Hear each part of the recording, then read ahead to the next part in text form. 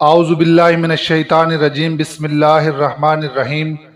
وَإِذْ أَخَذْنَا مِيثَاقَ بَنِي إِسْرَائِيلَ لَا تَعْبُدُونَ إِلَّا اللَّهَ، اور یاد کرو جب ہم نے بنی اسرائیل سے عہد لیا کہ اللہ کے سوا کسی کی عبادت نہیں کرو گے، وَبِالْوَالِدَيْنِ إِحْسَانًا، اور والدین کے ساتھ نیک سلوک کرو گے، وَذِي الْقُرْبَى، اور قریبی رشتہ داروں کے ساتھ بھی، وَالْيَتَامَى وَالْمَسَاكِينِ، اور یتیموں اور محتاجوں کے ساتھ بھی، وَقُولُوا لِلنَّاسِ حُسْنًا، اور لوگوں سے بھی بھلی بات کرو گے، وَأَقِيمُوا الصَّلَاةَ وَآتُوا الزَّكَاةَ، اور نماز قائم رکھو اور زکوٰۃ ادا کرو، ثُمَّ تَوَلَّيْتُمْ إِلَّا قَلِيلًا مِّنكُمْ، تو تم میں سے تھوڑے سے لوگوں کے سوا اکثریت نے اس عہد سے منہ موڑ لیا، بے وفائی کی، بد عہدی کی، وَأَنْتُمْ مُعْرِضُونَ، اور تم ہو ہی منہ پھیرنے والے، منہ موڑنے والے۔ وَإِذْ أَخَذْنَا مِيثَاقَكُمْ، اور یاد کرو جب ہم نے تم سے یہ والا عہد لیا کہ لا تسفکون دماءکم، کہ تم آپس میں خون ریزی نہیں کرو گے، لا تخرجون انفسکم من دیارکم، اور ایک دوسرے کو ان کے گھروں سے نہیں نکالو گے، ثم اقررتم،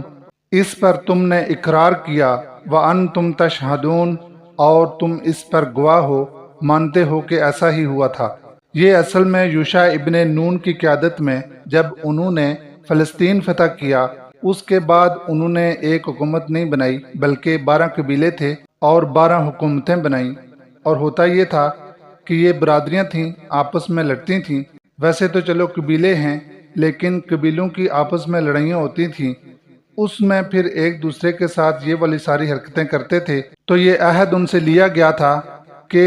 آپس میں خون ریزی نہیں کرو گے، گھروں سے ایک دوسرے کو نہیں نکالو گے، لیکن یہ کہ اس عہد کی انہوں نے نافرمانی کی اور اس عہد کو توڑ دیا جو اللہ سے کیا تھا۔ ثم انتم ہؤلاء، پھر تم ہی ہونا، تقتلون انفسکم، آپس میں ایک دوسرے کو قتل کرتے ہو، وتخرجون فریقا منکم من دیارہم، اور اپنے میں سے ایک فریق کو گھروں سے نکال دیتے ہو، بے دخل کر دیتے ہو، تظاہرون علیہم بالاسم والعدوان، ان پر چڑھائی کرتے ہوئے گناہ کے ساتھ اور سرکشی کرتے ہوئے شرارت کے ساتھ، وَإِن يَأْتُوكُمْ أُسَارَىٰ، اس کے بعد اگر وہ کسی کا قیدی بن جائے، تُفَادُوهُمْ، اب تم انہیں فدیہ دے کر چھڑا دیتے ہو۔ یہ بھی ایک شریعت کا حکم تھا کہ اگر یہودی کسی کے پاس قیدی ہو جائے تو سب کی ذمہ داری ہے کہ چندہ کر کے پھر اسے رہا کروائیں۔ تو پہلے گھر سے نکالا جہاں وہ محفوظ تھا، پروٹیکٹڈ تھا، اب جب وہاں سے نکل گیا تو اس کے بعد اب چندے کرتے پھرتے ہو کہ ہم نے اب اس کو رہا کروانا ہے۔ وَهُوَ مُحَرَّمٌ عَلَيْكُمْ إِخْرَاجُهُمْ، حالانکہ ان کو گھر سے نکال دینا ہی تم پر حرام کیا گیا تھا۔ أَفَتُؤْمِنُونَ بِبَعْضِ الْكِتَابِ وَتَكْفُرُونَ بِبَعْضٍ، کیا تم کتاب کے ایک حصے پر ایمان لاتے ہو اور دوسرے حصے کا انکار کرتے ہو؟ کیا مطلب؟ یعنی جس حصے پر عمل کرتے ہو اس حصے پر تو واقعی تمہارا ایمان ہے،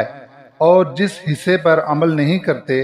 اس کا مطلب ہے اسے نہیں مانتے ہو، کفر کرتے ہو۔ فما جزاء من یفعل ذلک، تو اس کے سوا اس کی کیا سزا ہوگی جو یہ حرکت کرے۔ اب دیکھیں ایک ہی حرکت ہے، کچھ کو ماننا اور کچھ کو نہ ماننا، ایسا کرنے والوں کی کیا سزا ہے؟ الا خزی فی الحیات الدنیا، سوائے اس کے کہ دنیا میں رسوا کیا جائے، اس کی ناک رگڑوائی جائے، اسے شکستیں دی جائیں، وَيَوْمَ الْقِيَامَةِ يُرَدُّونَ إِلَىٰ أَشَدِّ الْعَذَابِ، اور قیامت والے دن اسے سب سے زیادہ شدید عذاب میں ڈالا جائے۔ سب سے شدید عذاب آپ کو معلوم ہونا چاہیے کہ وہ منافقین پر ہے۔ ان المنافقین فی درک الاسفل من النار، منافقین جہنم کے سب سے نچلے درجے میں ہوں گے، مشرکین سے بھی زیادہ شدید عذاب ان کو دیا جائے گا۔ گویا یہ نفاق کی روش ہے، اس کے نتیجے میں سب سے زیادہ شدید عذاب آنا ہے۔ وَمَا اللَّهُ بِغَافِلٍ عَمَّا تَعْمَلُونَ، اور اللہ تمہارے اعمالوں سے غافل نہیں ہے۔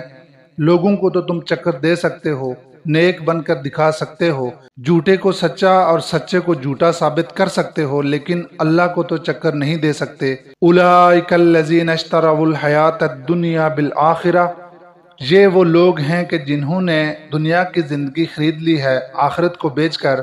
آخرت کی اب انہیں کوئی پرواہ نہیں ہے، یہ بس دنیا کے ہو گئے ہیں۔ فلا یخفف عنہم العذاب، ان پر سے عذاب میں ذرہ بر کمی نہیں کی جائے گی، کوئی تخفیف نہیں ہوگی۔ ولا ہم ینصرون، اور نہ ہی یہ مدد کیے جائیں گے، نہ کسی طرف سے ان پر کوئی مدد آئے گی۔ وما علینا الا البلاغ المبین،